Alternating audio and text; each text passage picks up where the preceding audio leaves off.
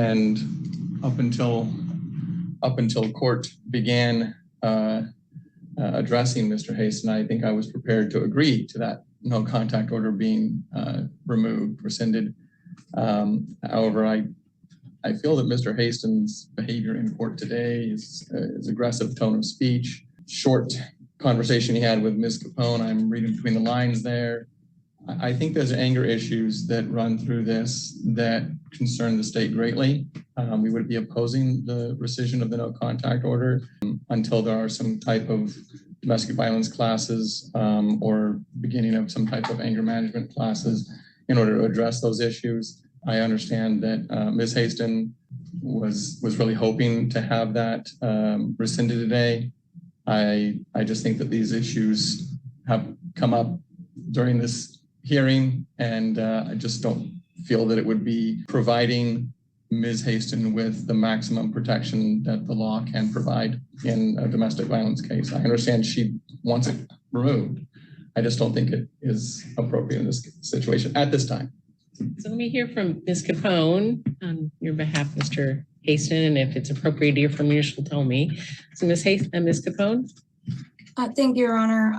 I would just note that any frustration Mr. Haston might have expressed today, he stands by his presumption of innocence, and I think anyone who stands by the presumption of innocence might be frustrated by this process going forward. He is entitled to the least restrictive conditions of release, and given the fact that he has no prior history, and he's shown that he's abiding by court's orders, I would say that it's not the least restrictive condition of release to have the no contact order in place when neither party wants it. Okay. Is it appropriate to hear from your client or not? I would advise against it. Okay. I wouldn't, Your Honor.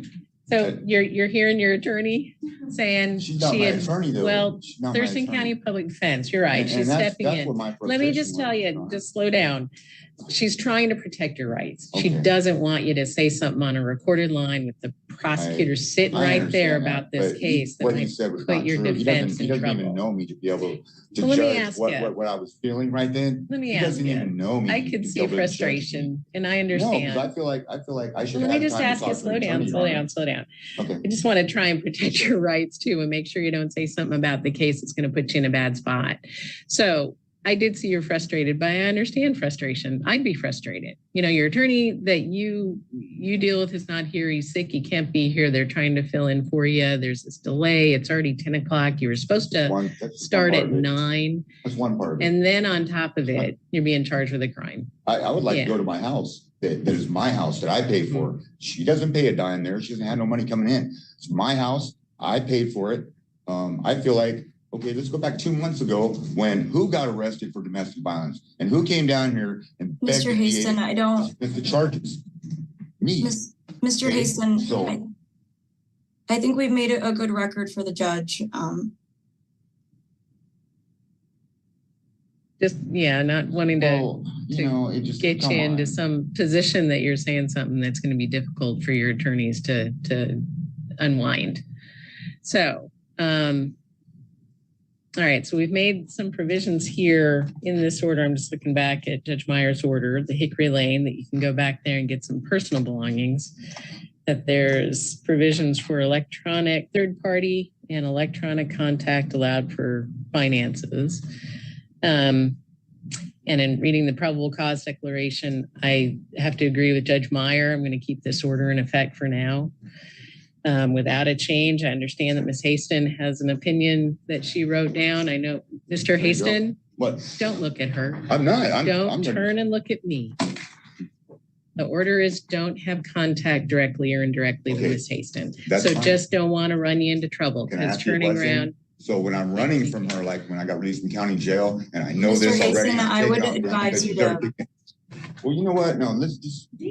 So stop, Ms. Haston. I know that neither of you agree with this, but the probable cause is of, and if the facts are to be believed that were presented to Judge Meyer in the probable cause of vase hitting in the head in a time of anger and conflict,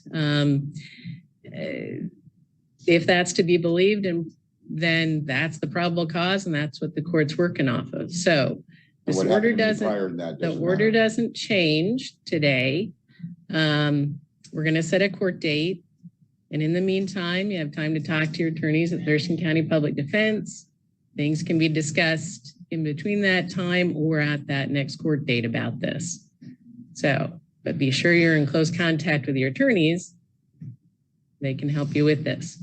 And I know, Ms. Haston, that you're wanting this, and I understand why. However, there are lots of reasons the court issues orders. Part of this is make sure there isn't any further violence, make sure there isn't any criminal witness tampering. And I'm not saying, please don't talk over me. I know you're all emotional, I'm but ready to no. go. I just want to go home. All right, let me give my you a home on court. Anderson Island, where I live now, where I'm gonna stay. Okay, let me give you a court date. Can you just hand it to me? Well, let's print it out for you. I still have a Spanaway PO box. Is that good for mailing? No. I'm asking Mr. Haston. So we'll just hand you a court date and we'll get you on your way. And then you know how to be in touch with Mr. Kale? Or do you need that? Do you need a contact information for your attorney? Sure. Okay, why don't we staple that information I to just- that? I got a feeling, I'm gonna try to pull some money together and get like my own attorney who's actually gonna like be here.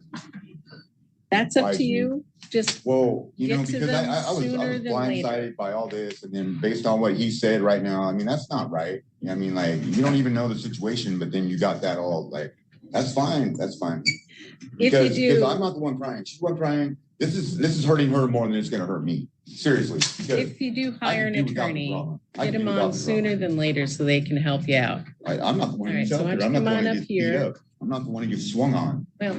I'm the Eastwood, one who, maybe like, you says can come if on he up doesn't here agree and with pick up the something, he gets freaking information hit. for Mr. Haston, and then we can allow him to be on his way. What? Keep your eyes up here, and then you can be on your way. Thanks, Mr. Haston.